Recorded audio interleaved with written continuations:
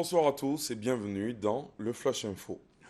Au deuxième jour de sa visite officielle en Arabie Saoudite, le président Alassane Ouattara a eu aujourd'hui un tête-à-tête avec le prince héritier Salman Ben Abdelaziz Al Saoud au palais royal de Riyad, dans la ligne de mire le renforcement des relations de coopération entre la Côte d'Ivoire et l'Arabie Saoudite. Le chef de l'État a été salué par tous les membres de la famille royale, tous les membres du gouvernement, tous les hauts dignitaires du royaume, les responsables des familles alliées du royaume et les parlementaires. La coopération entre Yamoussoukro et Riyad était également au cœur de l'entretien qui a suivi le déjeuner offert en l'honneur du chef de l'État ivoirien par le prince héritier Salman Ben Abdelaziz Al Saoud, et cela au nom du gardien des deux saintes mosquées, le roi d'Arabie Saoudite, Abdallah Ben Abdelaziz Al Saoud.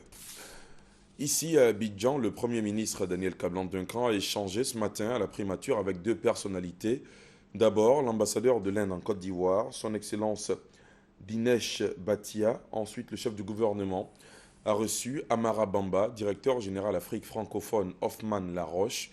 Les entretiens ont tourné autour des opportunités d'investissement en Côte d'Ivoire et l'aide humanitaire dans le domaine de la santé.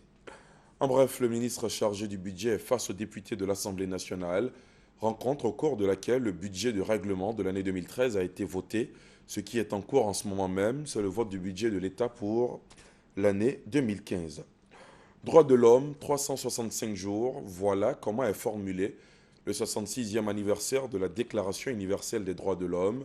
Déclaration adoptée, souvenez-vous, le 10 décembre 1948 par 58 États, membres de l'Organisation des Nations Unies à Paris. À la faveur de cette commémoration, le gouvernement ivoirien, par la voix de son ministre de la Justice, a produit une déclaration. Elle revisite les avancées de la Côte d'Ivoire en matière de préservation des droits humains. Le point complet de cette déclaration dans le 20h. L'agence de notation financière Bloomfield Investment vient d'attribuer un A et un A1- au port autonome d'Abidjan, respectivement, dans les catégories de valeur long terme et court terme.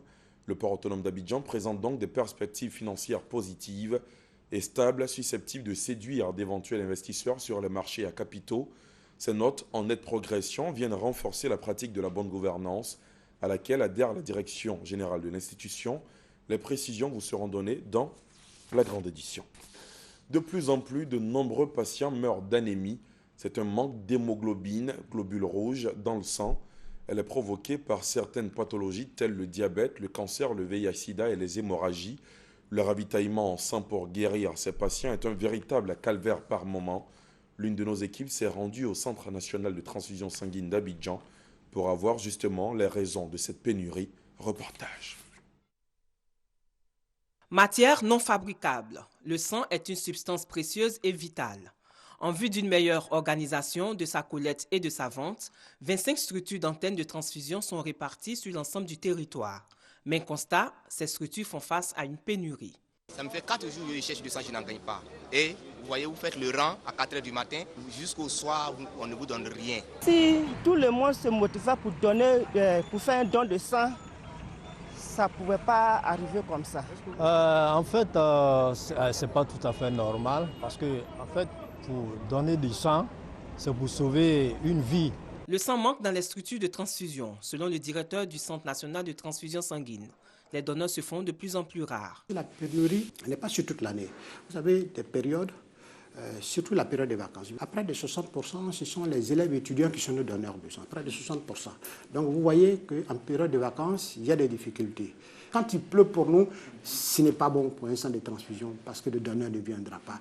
Quand il y a trop de jours fériés, ce n'est pas bon pour un centre de transfusion parce que le jour férié, le donneur ne vient pas, mais le malade il vient chercher le sang. Pour sauver des vies, un appel est lancé aux donneurs potentiels. Et je tiens à dire à la population que le ministère de la Santé seul ne pourra pas faire l'autosuffisance en Côte d'Ivoire, ni le directeur du centre de transfusion, mais c'est ensemble, c'est toute la population, les habitants de ce pays, ivoiriens, non ivoiriens, chacun peut donner du sang. La Côte d'Ivoire dispose de 3 centres de transfusion sanguine, 17 antennes de transfusion et 5 sites de prélèvement. Ce sont 140 000 prélèvements qui sont enregistrés par an. Les structures d'antennes de transfusion sanguine affichent un objectif, atteindre le chiffre de 200 000 prélèvements annuels afin de prendre leur indépendance et être capables de satisfaire la forte demande en sang. Et ce lundi soir, le grand format de la rédaction nous propose d'aller à la découverte du nouveau pont de Boisflé, moteur de développement de la région de la Maraoué, qui sera bientôt mis en marche. C'est à suivre bien sûr dans le 20h, c'est tout à l'heure.